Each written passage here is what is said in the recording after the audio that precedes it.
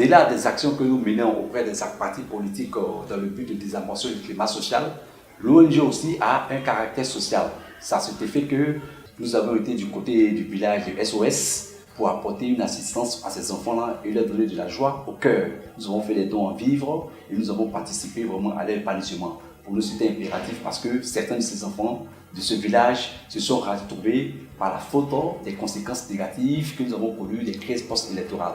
Donc, nous avons jugé nécessaire de pouvoir mener cette action auprès de ces enfants-là pour dire qu'ils ne sont pas seuls. À côté de cela, nous sommes en train de produire un artiste qui dénigre un peu l'immigration clandestine de cette jeunesse africaine qui se réunit et qui préfère employer la voie de l'océan pour aller en Occident. Nous avons cet hommage que nous avons beaucoup de morts.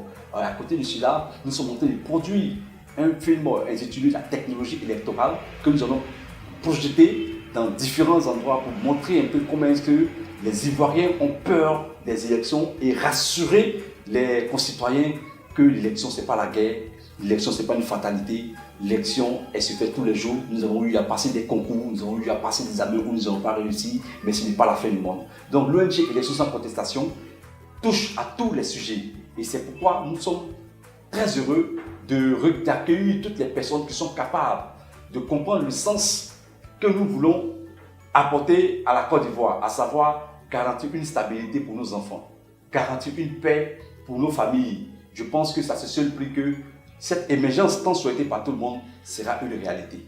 Pour des élections sans violence en Côte d'Ivoire, je m'engage, je m'engage, je m'engage.